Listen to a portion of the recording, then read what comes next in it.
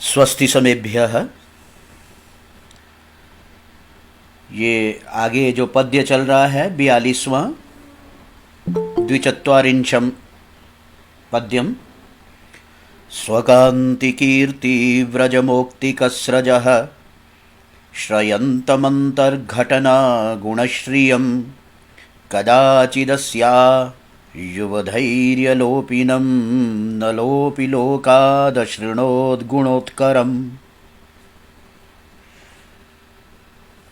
नल ने भी अशृणोद गुणोत्करम अर्थ करने से पहले पूरा भाव और पूरा परिदृश्य जान लो इस श्लोक का कि नल ने भी पिछले पूर्व पद्यों में दमयंती ने तो नल के बारे में सुना, नल के विषय में उसके मन में प्रेम अनुराग पैदा हुआ, उसने स्वप्न में दर्शन किया उसका। ये दमयंती का पक्ष अभी तक चल रहा था।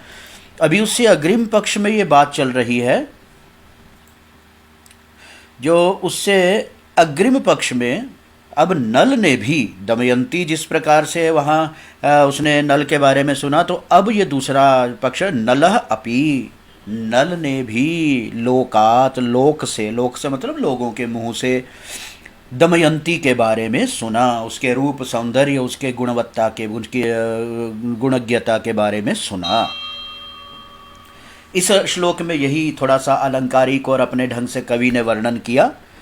मूल भाव पकड़ में सबको आ गया कि नल ने भी दमयंती के गुणों के बारे में सुना। अब वो गुण कैसे थे, किस प्रकार के थे, उसका वर्णन। पहले तो ये पदच्छेद देखो, स्वकांति कीर्ति व्रज मौक्तिक स्रजः श्रयंतम अंतः, श्रयंतम अंतर्घटना, र हलंत है ध्यान रखना, श्रयंतम अंतर्घटना गुणश्रियम, फिर कदाचिद अस्याह, कदाचित फिर अस्याह, अस्या में देखो मूल श्लोक में विसर्गे नहीं थी, वो विसर्ग लोप एक संधि के नियम से, तो अस्याह युव धैर्य लोपिनम, नलह अपि नलोपि लोकात, लोक से यानी के लोगों से, अश्रृणोद मैंने सुना, और गुणोत्करम ये अभी अर्थ तो करेंगे, अभी पदच्छेद ये देखो, स्वकांति कीर्ति व्रजमोक्तिकस्रजः श्रयन्तमन्तर्घटना गुणश्रियं कदाचिदस्या युवधैर्यलोपिनं नलोपि लोकादशृणोद गुणोत्करम। अन्वय में चलते हैं। कदाचित मैंने कभी, पूर्व में दमयंती ने सुना तो कभी मतलब प्राप्त समये समयानुसारम यथावसरम, नलह अपि नल ने भी, निषदराजः अपि लोकात, लोकादिति लोक जनात, यानी कि और जन भी मतलब क्या हुआ, लोक मुखात, लोकानाम जनानाम मुखाद, लोक जनों के मुख से लोग चर्चा करते थे। इतनी प्रसिद्धि गुण और खुशबू की तरह गुण फैलते हैं, चाहे वो सौंदर्य विद्वत्ता गुणवत्ता कैसी भी हो। तो लोकात अस्याह युवधैर्य लोपिनम, कहते हैं कि उस दमयंती का जो गुण कैसा था, कहते हैं लोपी युव धैर्य लोपिनम, युव मैंने युवकों के, धैर्य मैंने धीरति को, धीरज को लोप कर देने वाला, अर्थात युवाओं का धैर्य डगमगा उठता। तो भाव बिल्कुल बड़ी सुंदरता से स्पष्ट हो गया कि अर्थात उसका रूप सौंदर्य आकर्षण इतना प्रबल था कि युवक जनों का धैर्य डिग जाता, डगमगा जाता। तो युव धैर्य को लुप्त करने, लोप करने वाला उसका जो सौंदर्य था, स्वकांति कीर्ति, उस लोपिनम, पहले ये दोनों शब्दों को हम बाद में लेते हैं, पहले इसका पूरा अर्थ ये देखो। गुण उत्करम, उत्कर बोलते हैं समूहम, उत्करो नाम समूहः, निचयः संचयः, समूह को। समूह कहने का मतलब अनेका अनेक गुणों के बारे में, अश्रृणत, किंतु यहाँ उत्कर समूह के अर्थ में आया तो कुल मिलाकर यहाँ पर एक वचन में आ गया। गुण उत्करम अश्रृणोत, सुना, किसने सुना, नलह अपि नल ने भी सुना। अपि कहने का मतलब दमयंती ने तो नल के बारे में सुना ही था, नलह अपि इदानीं। श्लोक का पूरा अर्थ तो अभी से बन गया। कदाचित कभी, कभी इत्युक्ते समये समये, यथा समयम यथा अवसरम, जब भी प्राप्त प्रसंग कोई चर्चा चलती तो तब यहाँ कदाचित का अभिप्राय निकल जाएगा। तो नलः अपि निषदराजः अपि लोकात, लोगों के मुख से, अस्याः दमयन्त्याः, अस्याः स्त्रीलिंग षष्ठी ये बना है ना, अस्य इसके युव धैर्य लोपिनम, उसके ऐसे गुणों के समूह के बारे में, गुणों के बारे में जो कि युवकों के तरुणों के धैर्य को डगमगा देता था, लुप्त कर देने का मतलब उनको बेचैन कर देता था। ऐसे सौंदर्य आदि गुणों के बारे में अश्रणोत मैंने सुना। फिर वो कैसा था? स्वकांति कीर्ति व्रज मौक्तिक स्रज अंतर्घटना गुणश्रियम। गुण शब्द के दो अर्थ होते हैं। पूर्व के दो पद्यों में भी इस प्रकार की चर्चा आई थी। गुण जो किसी की क्वालिटीज वर्च्यूज होते हैं, टैलेंट को भी गुण बोलते हैं। और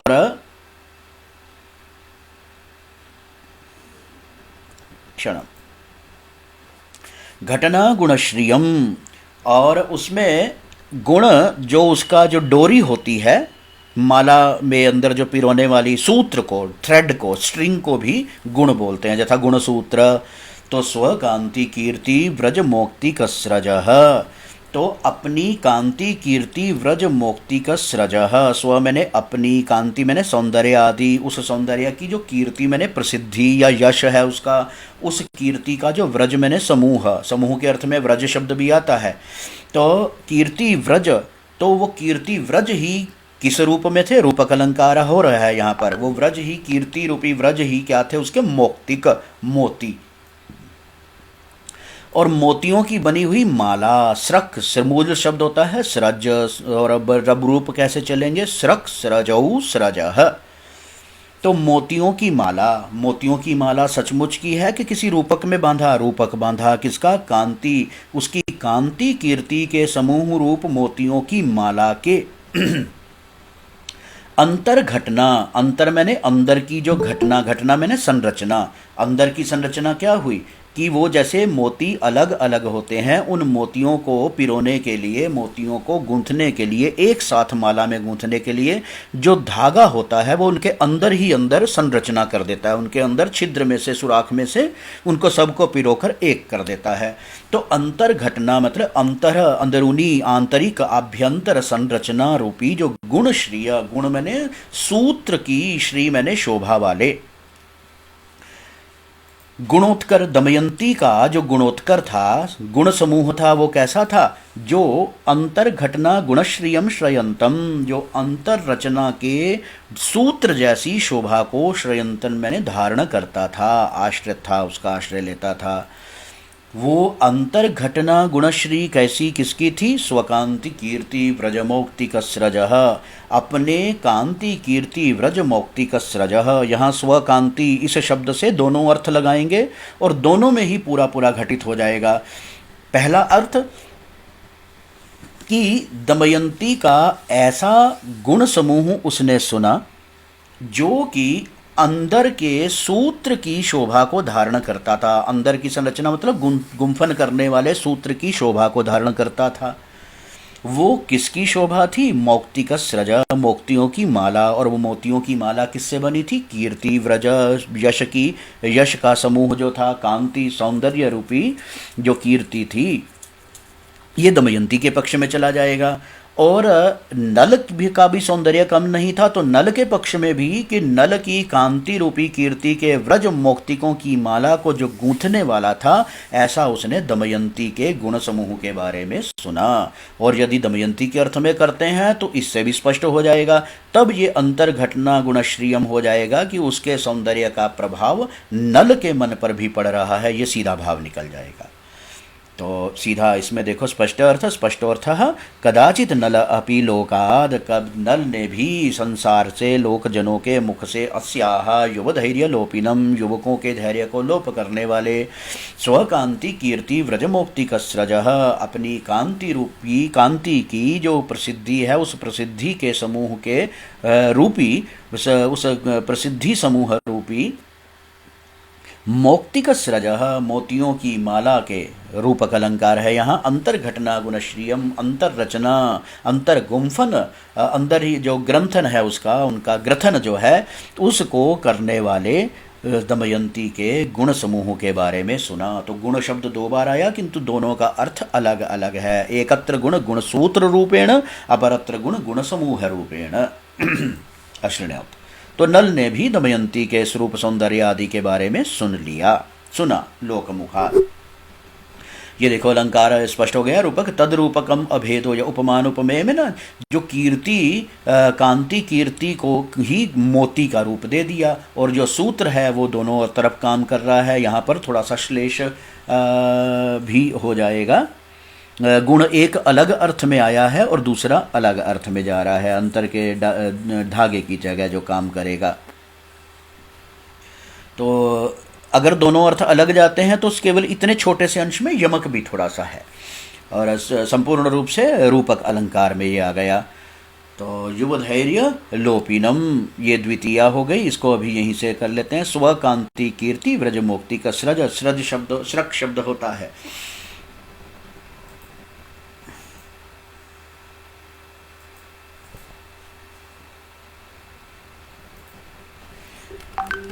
सृज शब्द मूल होता है और ये स्त्रीलिंग में चलता है।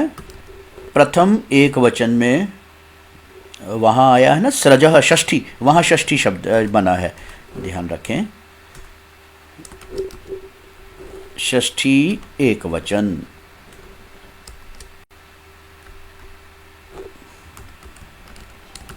सृजः ये केवल अकेला शब्द नहीं है, केवल शब्द की पहचान के लिए मैंने इसको यहाँ रखा।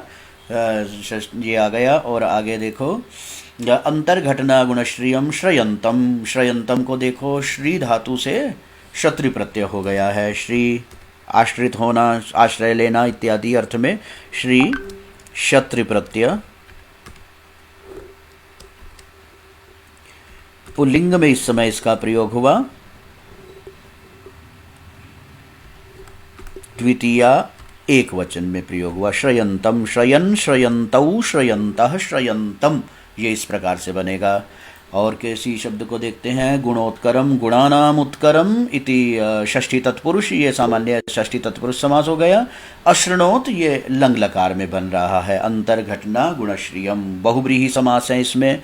अंतर्घटना के गुण के जो इसमें जो है षष्ठी तत्पुरुष समास है, और ऊपर मोक्ति का सृज रूपक अलंकार है इस समास के अंतर्गत। तो एतादृशम दमयंत्या, अस्याह शब्द आया है दमयंती के लिए। नल ने भी दमयंती के गुणों के बारे में सुना। तो ये सामान्य इन दोनों शब्दों को हम यहाँ रखते हैं। एकम पद्यमितोपि,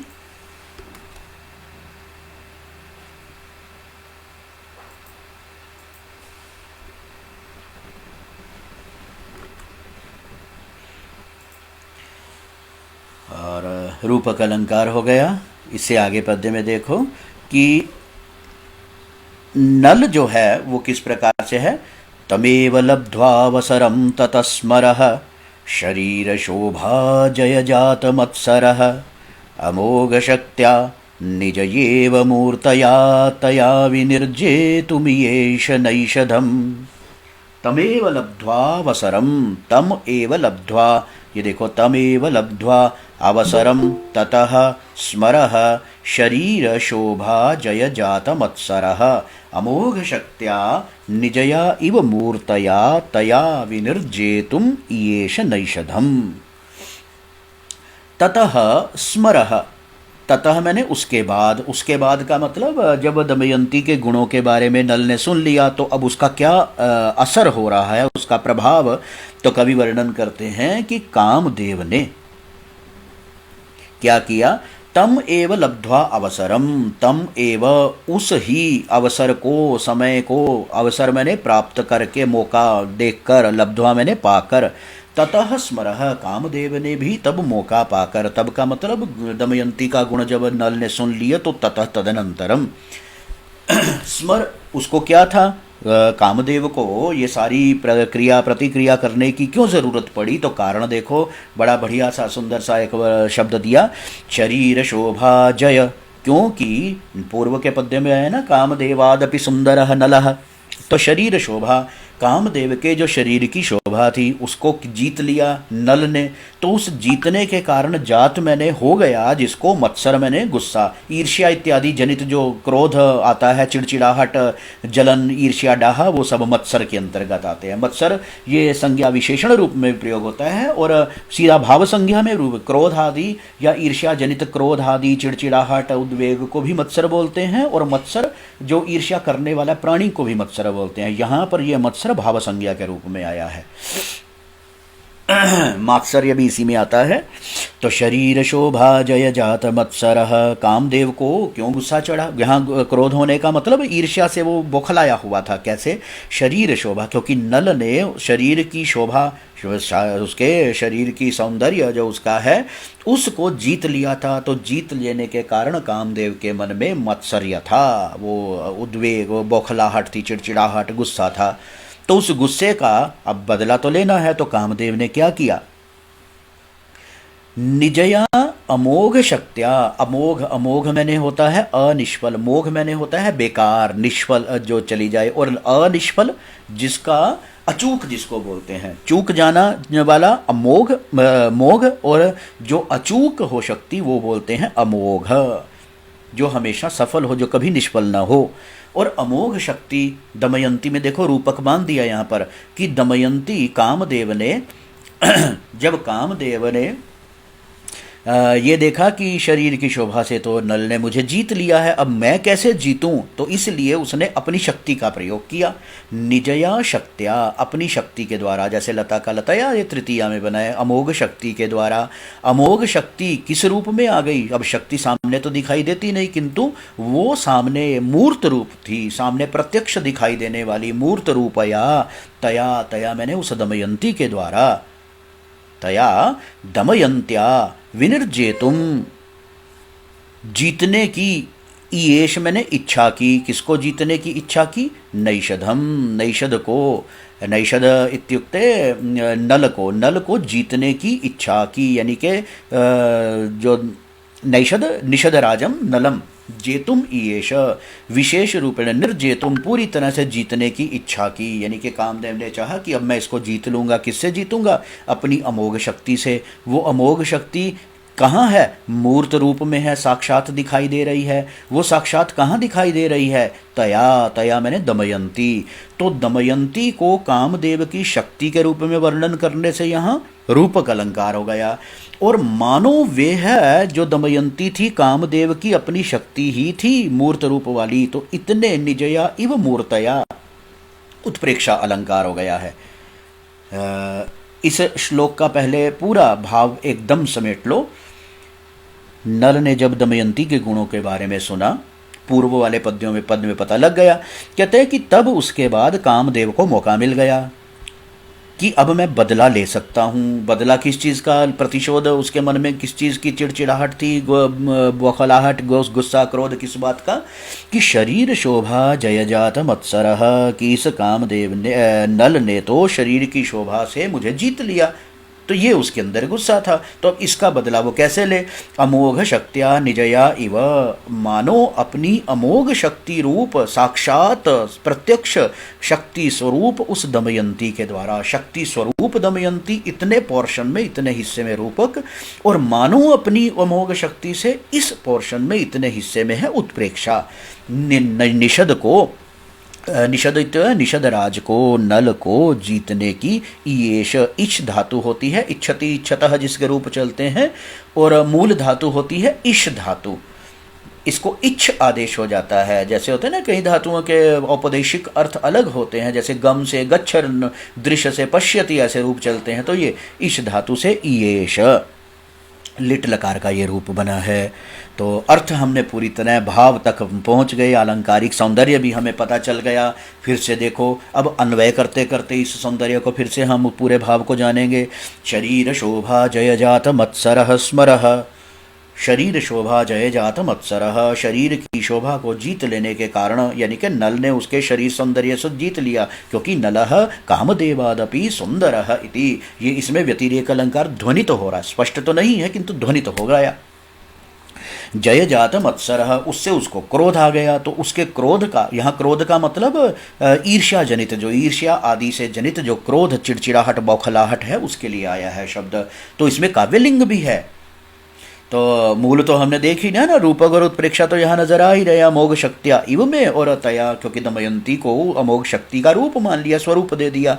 तो शरीर शोभा जय जात मत्सरः स्मरः, जो कामदेव था उसको अंदर से जो ईर्ष्या जनित क्रोध जो था, ततः उसके बाद मतलब दमयंती गुण श्रवणानंतरम तमेव अवसरम लब्ध्वा तमेव समयम क्षणम लब्ध्वा प्राप्य निजया मूर्तया इव, मूर्तया अपनी मूर्तया, स्वया निजया स्वया मूर्तया साक्षात स्वरूपया, मूर्तया साक्षात स्वरूप वाली, रूपवत्या, रूप का मतलब पूरा एक वो साक्षात प्रत्यक्ष रूपया, अमोघ शक्त्या, अनिष्फल, निष्फल शब्द नहीं, अनिष्फल जो कभी चूकती नहीं, अमोघ शक्त्या। कामदेव की अपनी शक्ति चूक गई, किंतु दमयंती को रामदेव की शक्ति के रूप में वर्णन किया, रूपक अलंकार हो गया, मानो उसी शक्ति से वो नाशद को जीतना चाहते थे। यानी कि दमयंती के गुण रूप सौंदर्य आदि से नल को जीता जा सकता है, ऐसा ये संभावित कर दिया। तो नैषधम नलम विनिर्जेतुम निश्शेषेण संपूर्ण रूपेण जेतुम, जय करने के लिए, यानी कि उसको जीत लेने के लिए, उसको परास्त करने के लिए, येष मैंने इच्छा की। येष किसने इच्छा की? स्मरः कामदेव ने। कामदेव कैसे हैं, किस कौन, उसकी दशा देखो, ये विशेषण आया, शरीर शोभा जय जात मत्सरः, कौन है वो? स्मरः, स्मर ने क्या किया? इच्छा की। क्या इच्छा की? विनिर्जेतुम, जीतने की इच्छा की। कहते किसको जीतने की इच्छा की? नैषधम, नल को जीतने की इच्छा की। नल को जीतने की इच्छा किससे की? वो उसके पास क्या ताकत है? तया, उस दमयंती के द्वारा, दमयंती के माध्यम द्वारा उसको जीतने की इच्छा की। वो दमयंती कैसी है? अमोघ शक्ति की तरह है। तो मानो अमोघ शक्ति है वो कामदेव की, कभी न चूकने वाली, कभी निष्फल न होने वाली शक्ति है वो। तो मानो वाले यहाँ संभावित कर देने अर्थ में, मानो कामदेव ने अपनी अमोघ शक्ति उस दमयंती से, तो यहाँ उत्प्रेक्षा हो रही है। और मूर्तया इव, जो मूर्त रूप में, शक्ति कोई दिखने वाली चीज़ तो है नहीं, तो मानो वो दमयंती के उस स्वरूप में साक्षात शरीर धारण करके मूर्त रूप में आ गई थी। निजया मैंने अपनी, ये अपनी शब्द कामदेव के पक्ष में जाएगा। कामदेव ने अपनी उस मूर्त अमोघ शक्ति दमयंती के द्वारा नैषद को, नल को जीतने की इच्छा की। यानी कि कामदेव ने इच्छा की कहने का अभिप्राय कि नलस्य मनस्य अपि दमयंतीं प्रति अनुराग प्रेम भावना उत्पन्ना, ये होनी शुरू हो गई, इस प्रकार का भाव इसमें स्पष्ट हो रहा है। तो शरीर शोभा जय जात, शरीर शोभा के जय से हो गया है जिसको मत्सर, ये बहुब्रीहि इतने पोर्शन इतने हिस्से में है। स्मरः कामदेवः ततः तदनन्तरं दमयन्ती गुणादि रूप सौंदर्यादि श्रवणानन्तरं तमेव अवसरम, तम इसी प्रकार के तादृशमेव तथा एव प्रसंगम समयम क्षणम लब्ध्वा प्राप्य, प्राप्त करके निजया स्वया मूर्तया साक्षात स्वरूपया, मूर्तया में आ जाएगा अमोघ शक्त्या, अनिष्फल शक्त्या, अनिष्फल प्रभावात्मिकया इव तया, तया इति दमयन्त्या नैषधं निषदराजं विनिर्जेतुं निश्शेषेण जेतुं विजयं कर्तुं तम पराभवितुम, उसको पराभव करने के लिए, हराने के लिए, ईश इच्छा की। तो यहाँ पर ये केवल इसको देखो, विनिर्जेतुम में तुमन प्रत्यय आ गया है, इच धातु का लिट लकार में ये रूप बना है। तो तावद मात्रमेव अद्य, ये उत्प्रेक्षा और काव्यलिंग दोनों, क्योंकि कारण दे दिया ना, उसके गुस्से का, ईर्ष्या का कारण क्या था, क्योंकि नल ने उसको जीत लिया था। अब उसको नल को जीतने के लिए दमयंती जो शक्ति स्वरूप है उसको प्रयोग करना था। तो ये हो गया उत्प्रेक्षा। देखो संभावना मथोत्प्रेक्षा, जब संभावना कर दी जाए तो ये होती है उत्प्रेक्षा, प्रकृतस्य समेन यद। और हेतुर वाक्य ये पहले भी प्राय आता रहा है, जब कारण पूर्वक कथन किया जाए, चाहे वाक्य अर्थ में चाहे पदार्थ में किया जाए। तो एतावन् मात्रम् अद्यद्वयं पद्यद्वयात्मकमिदं व्याख्यानं तावत् पर्याप्तमस्तु। सर्वेषां शुभम्।